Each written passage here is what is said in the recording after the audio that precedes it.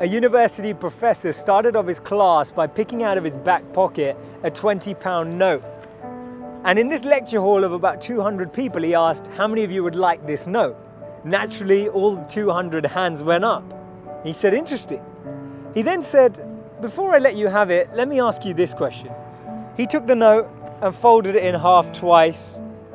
And then he said, how many of you want this note? Still, 200 hands went up. Now he said, let me try something else. He took the note and he crumpled it. He said, how many of you want this note now?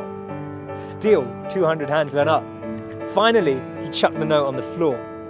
He screwed it with his shoe and crumpled it even more, picked it back up, now with dirt, and said, how many of you want this note?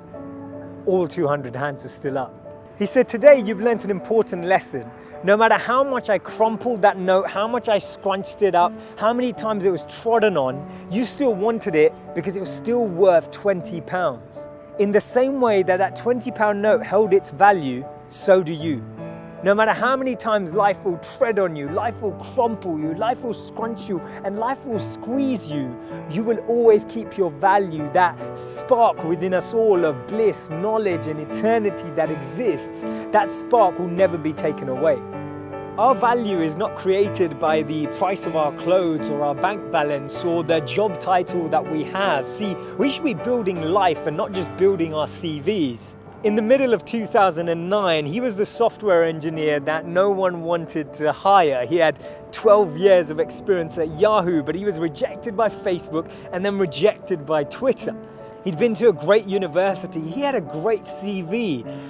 But he decided to team up with one of his alumni members at Yahoo and started to create an app and focus on the startup space. In 5 years' time, he sold that app for $19 billion to Facebook. Believe it or not, that was Brian Acton, the co-founder of WhatsApp. When he was rejected from Facebook, he said it was a great opportunity to connect with some fantastic people. I look forward to life's next adventure. When he was rejected by Twitter, he responded by saying, worked out, it was quite a long commute.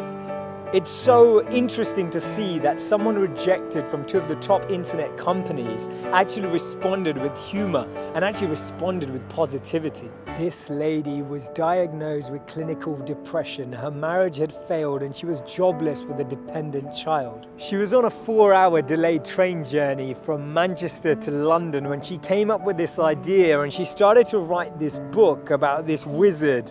And as she started writing, she then finished her manuscript, took it to 12 publishers and was rejected by all 12. Believe it or not, that's J.K. Rowling. This man watched his first company crumble. He was a Harvard University dropout and his first company's demo didn't even work. He went on to build Microsoft. His name's Bill Gates. Therefore, failure is just a sign that we need to widen our scope. We need to be ready and build ourselves up for the next level. Actually, what we end up achieving is far greater than what we'd envisioned for ourselves. And this divine plan, this orchestration can't be happening without this intervention that occurs, because if we had it our way, we'd just settle, we just accept what we thought was our goal, what we thought we were chasing.